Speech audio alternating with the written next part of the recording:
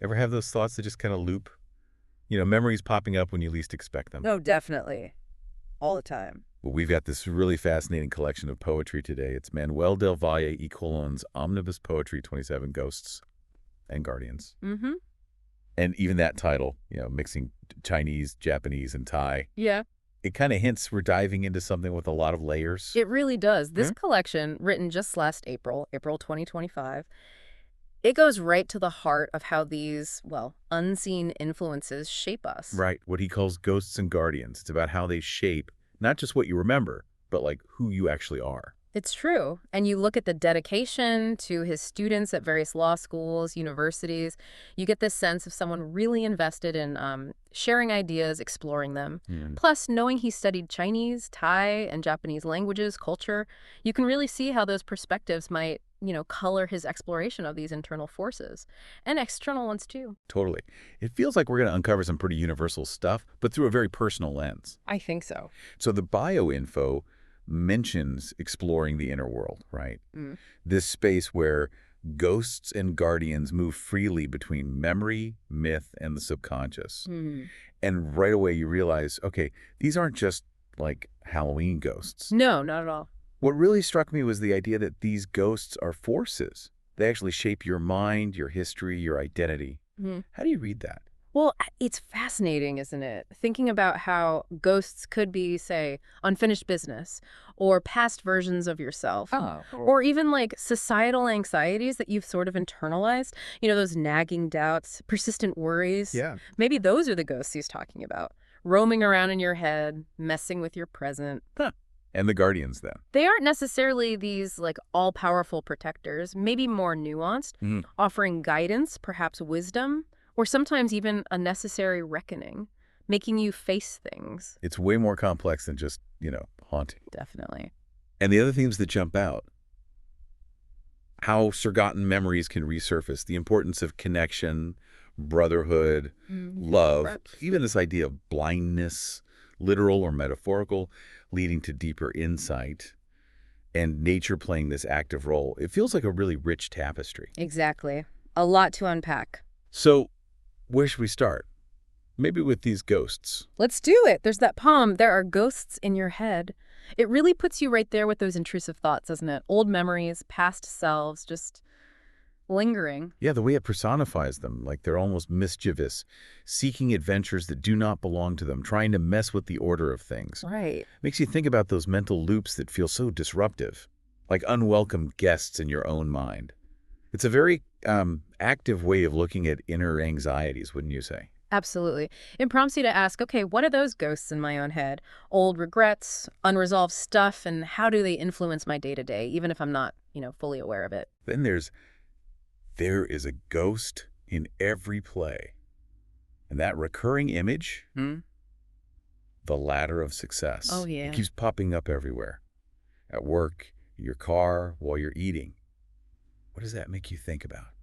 The pressures we face. It's that feeling, isn't it? That constant underlying pressure to achieve, to climb some invisible ladder. Exactly. Like this spectral expectation following you around makes you wonder how much of that is internal.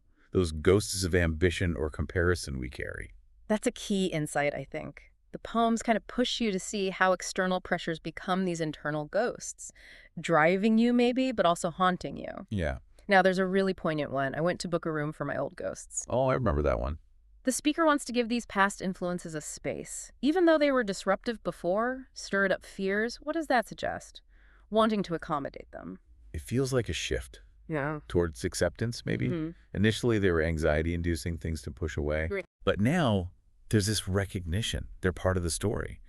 And maybe even a need to understand them, appreciate how they inadvertently haunted away all of my distractions. Interesting angle. It feels like integrating those past experiences, even the tough ones, into your present self. Have you ever felt that? That urge to make peace with an old version of yourself? Oh, definitely. That integration idea is crucial. The poem mentions how we cope, right? Hiding fears or fantasizing them away. Yeah. But then it flips. The ghosts themselves are asking for the speaker's help. What do you make of that? It's like acknowledging them gives them a voice, a presence that needs tending. Perhaps. It suggests those unresolved issues, they don't just vanish. They might still need attention, a space. It's a powerful metaphor for needing to deal with your past to move forward.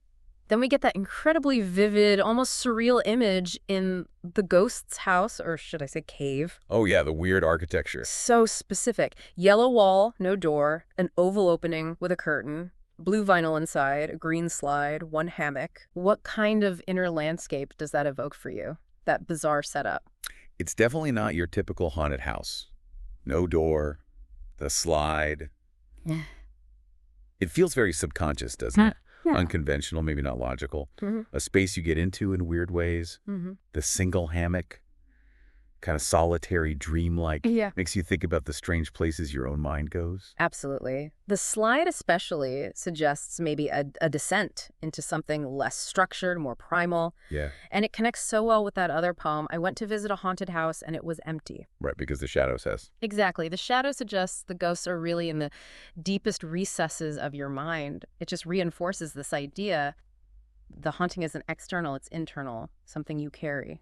Does that resonate with you? It really does. It flips the whole ghost story idea on its head. It's not about what's out there trying to get you, but about the echoes inside, the ongoing conversation with yourself, your past. So let's shift gears. Let's talk guardians. The poem, I Will Take Care of You. That feels like such a direct expression of a protective force, maybe internal, like self-compassion. Yeah, shielding against fears through really simple personal acts. What details stood out for you there, showing that protective role? The specificity, I think. Yeah. Not making the food you do not like, protecting Yeah. soft hands from chores. Right. It's so intimate, gentle, like a loving parent or just a really kind inner voice.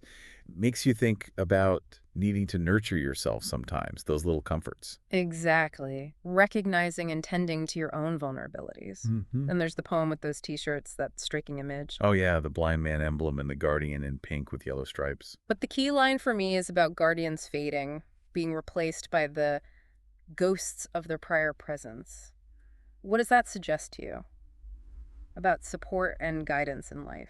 Kind of poignant, isn't it? A reminder of how transient things can be. Yeah. Those people, or maybe internal strengths, that offered guidance, they might fade into memory. But their influence, their ghosts, can still shape you, how you move through the world. Well put. It makes you appreciate the impact of those relationships, even after they change. And it raises that really thought-provoking point about the frailty of making long-lasting connections that are bound to end earlier rather than later. Oh. Makes you consider the preciousness of those guardian figures and their lasting impact. Absolutely. Their presence, even after they're gone, it can still guide you, your perspective. Then you have that intriguing invitation written in gold to visit a guardian in the forest. Right. And the question asks, What do you want to know? Followed by the guardian asking, where do teachers come from? And that answer, so cryptic and beautiful. from the sea and the clouds, from the curiosity to which they give rise and the love which they engender. Yeah. What does that tell you about this guardian, the wisdom they hold? It elevates guardianship beyond just protection, doesn't it? To something almost elemental, a source of profound wisdom tied to inspiration, wonder, love, not just authority. Exactly. And the image of unloading everything we brought at the guardian's glittering cave reached via slides. The slides again. It seems such a playful, almost childlike way to approach letting go of burdens. The slide introduces this element of ease, maybe even joy in releasing stuff. Like the guardian provides a space where you can unload your baggage in a way that isn't heavy or difficult, but liberating. Makes you think, what luggage do I need to unload to feel a bit more free? Good question. Okay, let's turn to memory in the past now. All right. The poem, there are different rooms in your head. That's such a powerful, relatable metaphor, right, for how we organize experiences. Totally. What kind of rooms do you think he's suggesting we have? Well, it speaks to how we compartmentalize, doesn't it? Emotions, memories, different parts of our identity, maybe. Like rooms for joy, Yeah. sorrow, specific relationships? Exactly, or forgotten skills. It highlights the complex architecture of the mind, how we navigate our own internal landscape. And the theme of blindness is really striking. It is. In getting into the ocean without seeing the ocean, you get this connection between literal blindness and maybe a chosen metaphorical blindness to the world. But then there's that vivid detail about the sighted memories in living color of those who've lost their sight. What does that contrast reveal about memory perception? It suggests memory isn't just about sight, right? It can actually become more vivid, more detailed when other senses are heightened. It challenges the assumption that losing a sense diminishes your inner world. Instead, the mind compensates, maybe even amplifies other perceptions, makes you think how your senses shape your memories uniquely. My youth did a U-turn, such a vivid image. The past suddenly confronting the present. Yeah, that hits home. Discovering the old steel desk, the typewriter, memories of his grandmother's stove. Yeah. These objects are like anchors to old inspirations. Ever had an object trigger that kind of rush? Oh, for sure. It's about how the past can just resurface unexpectedly and reignite passions or remind you of foundational things you'd forgotten. Yeah. The U-turn implies a deliberate revisiting, too, a conscious look back at what shaped you. And then, when we were young, such an evocative picture of childhood memories. So powerful. Dancing at village festivals with a brother, feeling the music in their blood. Ah.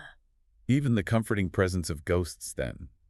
Contrasted with their current separation, what emotions does that bring up? That shared joy, the deep connection in those early memories, it really underscores the impact of formative experiences. And that longing for connection, especially when you're faced with distance now. Right. The ghosts there feel almost benevolent, like gentle reminders of shared happiness, belonging. Human connection, intimacy. It really shines through in several poems. It does. The one with the repeated line, "Your eyes have the scent of."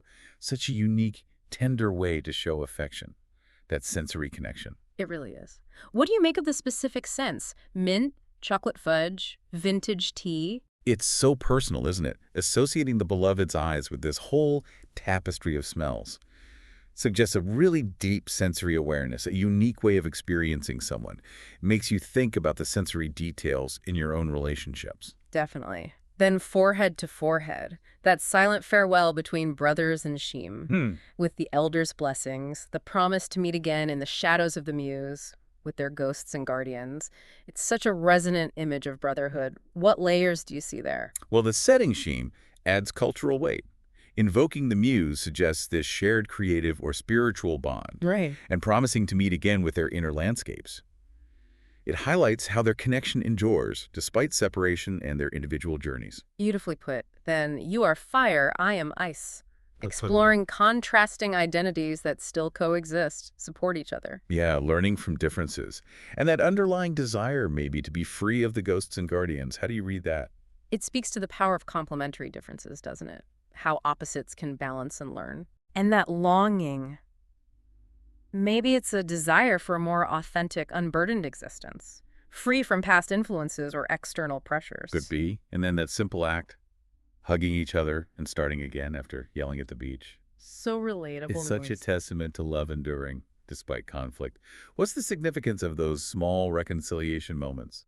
They're often the most powerful signs of a relationship's strength, I think. Resilience. Yeah. It's that willingness to move past disagreements, reconnect through simple gestures.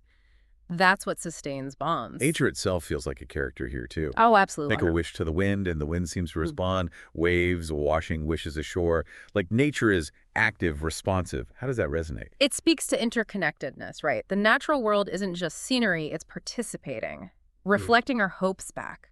Suggests a deeper relationship with the environment. Silky Threads uses that beautiful imagery, rivers, forests, drumming for a journey through pain towards connection. What do those elements symbolize? The threads. Likely the fragile, persistent connections we make, even through difficulty. Rivers and forests could be the journey itself, obstacles and paths, drumming, maybe a primal rhythm, healing, connection. And a change of season. That nostalgic look at carefree childhood adventures by the river. Yeah. Feeling no need for ghosts or guardians in those moments of just pure joy. Yeah. What does that say about childhood's freedom? Childhood often represents innocence, right? A more direct connection to the present. Simple pleasures are enough. You don't have the weight of past anxieties or future worries that might run on those internal ghosts or guardians later. Makes sense. Then you have that almost fairy tale image. The wizard in the wizard's presence strewed the wind, Right. bestowing sight on the child, who then starts a quest for truth. What kind of transformation is that? The wizard, as this mythic figure, seems like a catalyst for huge change, granting not just physical sight, maybe, but deeper inner vision, understanding. Okay. The quest for truth suggests a journey of discovery, a new awareness of the world, one's place in it. So finally, Thinking about Manuel del Valle y Colón himself, his background, growing up in East and West Harlem, Aspera, those influential figures like Pantoja, Caraballo, Ferrer, Yeah, quite a journey. his academic path, Brooklyn Tech, Yale, Wesleyan Princeton, Yale Law, his work in law, civil rights. How do you see those experiences shaping these themes? Identity, unseen forces. Well, his life clearly shows deep engagement with community, social justice, learning. Right? Those diverse experiences, his multicultural studies, they must inform this nuanced exploration of identity, belonging, the unseen societal forces shaping lives and communities. It feels baked in. And even a poem that seems lighter, like Can You Tell the Truth While Wearing Chinese Slippers? Yeah. With its rule about ghosts needing slippers to tell the truth. It touches on deeper values, right? Cleanliness, equality, civility. It's fascinating how small details reveal underlying principles. Exactly. It uses a specific cultural detail to explore broader ideas about respect, comfort, how everyday practices link to deeper ethics. Really clever. So as we've kind of explored in this deep dive into Manuel del Valle Colón's Omnibus Poetry 27, Ghosts and Guardians, these poems really do offer this multifaceted look at the ghosts and guardians in our lives. They're not just spooky figures, are they? They're these internal forces, external influences, shaping memory, self, the whole journey. This collection is such a powerful reminder of how personal our memories are, the stories we tell ourselves, the spaces we inhabit both in our minds and out in the world. Yeah. It really encourages you to look closer at those unseen influences constantly shaping your experience. Which kind of leads us to a final thought for everyone listening. Think about the ghosts and guardians in your own life. What unseen forces have shaped your journey? The challenges, the support systems. How do you navigate that interplay between memory, the present moment, and where you hope to go? And maybe consider what luggage, what past burdens or anxieties might you need to consciously unload to feel a little more free moving forward. Yeah. Maybe even revisiting some of your own past sources of inspiration could offer a fresh perspective right now. Something to think about.